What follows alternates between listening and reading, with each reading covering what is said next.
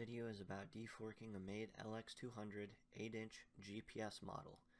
I don't know everything about them, but I think they didn't keep specific model numbers per generation. So here's a picture of the port plate on my LX200 forks. If yours looks the same, you should have the same generation as mine. If you don't have the same generation, it's a similar process. My specific telescope does not have the adjustments for balancing. So if yours does, there's other videos you should watch instead of mine to go through that process. The problem I have is with the clutch. The threads sometimes stick, so I can't move it up and down. Other times it doesn't want to work at all.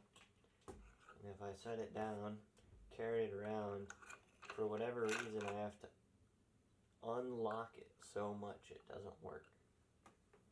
Now, from what I've seen online, is you take off these screws, and then you can take off this entire fork. So here we were able to take the plate off, and we can see that there's 4 screws in there. Right here being one of them, over here, and then there's some up here in the corner. I'm going to take those off, and then this whole fork should be able to come off. I'm going to loosen the clutch all the way so that's not holding on to it. Okay, I've got a little flashlight shining on it so you can see. So I took off this mount so the fork is loose with these 4 big bolts down here. And I tried pulling the fork off and it wasn't wanting to budge. So I took this plate off. It was on here. Here's the clutch wheel. Goes in there.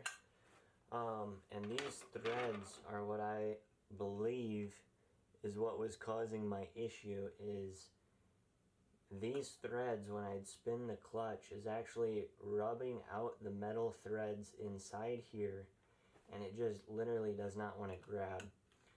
It's taken me a while to do all of this because I do not have the tools to do what I need to do, but I got some around and I got everything properly working. So in between last cut and this cut, we got cover taken off, this fork's taken off.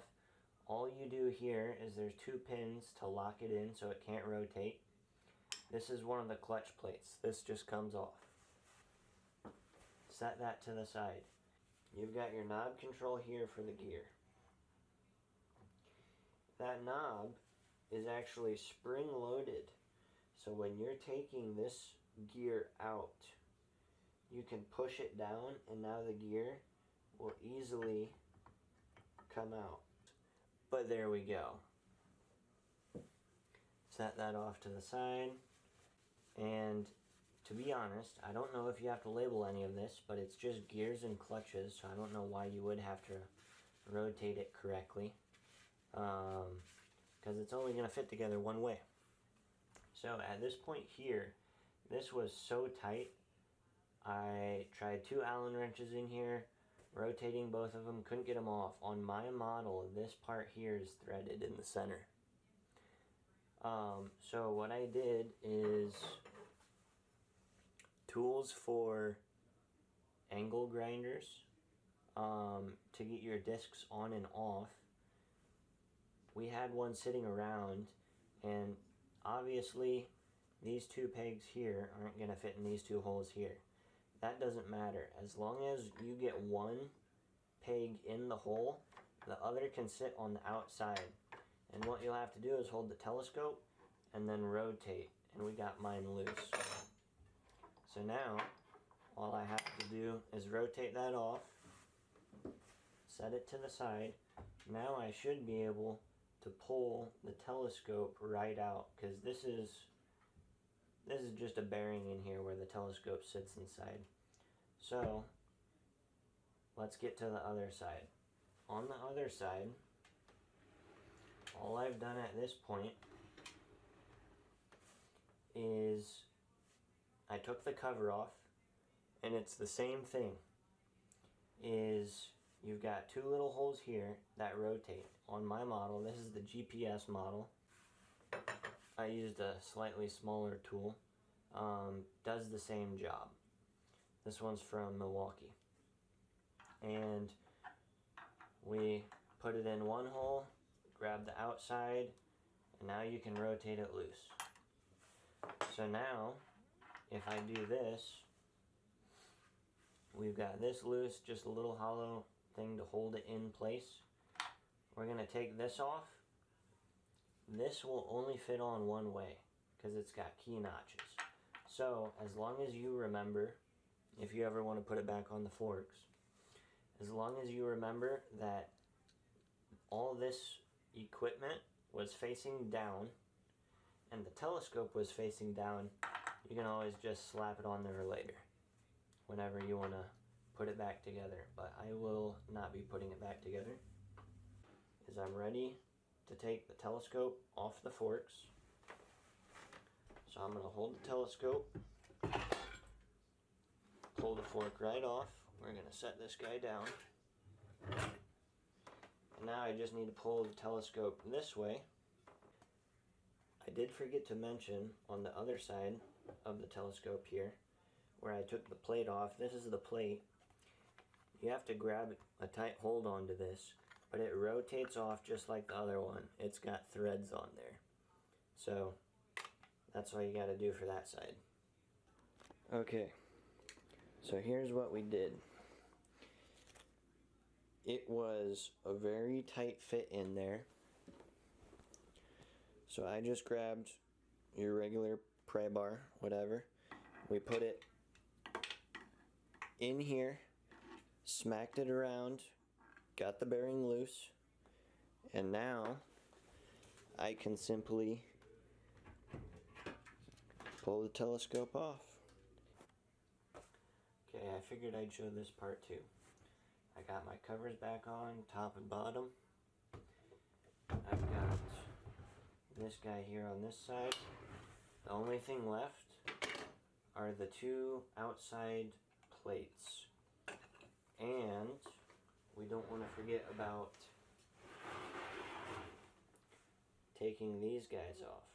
So I'm going to take these guys off, and then what I'm going to do is I'm going to put these back on each side and then screw these plates to it. So then everything here on the mount is exactly how it was left, and the telescope is the only thing changed at the moment. Correction. What I did not do, and what I will be doing right now, is as soon as I get the telescope's mounting points off, I need to take this plate back off, because what I did not do was I did not put in the gears and the clutches again. So my previous statement where I said I put everything back to how it was a lie. I got both pivot points removed. So I put the screws back in the telescope so there's no light leaks. To be honest, I didn't look to see if that even goes into the telescope where the mirrors can see, but I put it in there anyway. So now what I'm going to do is, remember, this one's notched for the GPS. So we want that guy to be on the GPS side. And that guy can just sit there. Now this side, the one not notched, and the threaded part, we want going towards the motor side. Then we need to throw our threaded clutch plate on there. You gotta hold the mount in the back, and I'm just gonna spin this hand tight, because if I need to take it off later, I'll need to take it off. And I do not want to struggle as much as I did. So now we're going to put this greasy mess back on.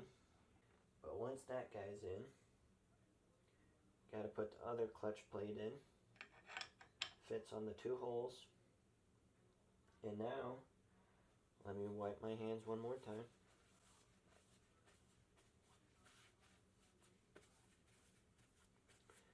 Now what we got to do is throw this plate back on. So now I'm going to take the clutch hand disc. We want this on there. We're going to push that through and just thread it in. So now neither side will fall off and we won't get any dust inside the mount where all the controls are. And I'm going to do the same on this side. As I'm cleaning up, this is the one guy that you had to use the special tool because it's got, come on, focus. It's got two holes right there, you can see, and a center hole. That guy gets threaded onto here. And then this guy got threaded onto that.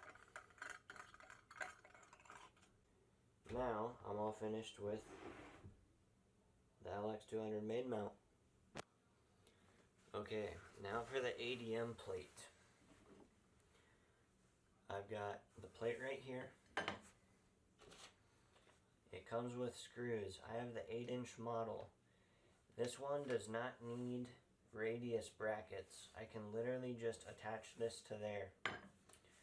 So, first thing first, find the bottom of your telescope. In my case, I've got the screw holes for my guide scope up here. So I'm considering this the top. So I'm going to spin this back around. We need to take off these middle. We're going to simply lay the plate on top and boom. Now all I need to do is take off the focuser, the micro focuser, but there's a whole lot of other videos explaining imaging after this part. So now I can set it on my mount, so let's see that. Okay, there we go. Telescope is now on the EQM35 Pro mount. Got my other DSLR camera hooked up there just for show. But now I'll have to recollimate because after all of this nonsense,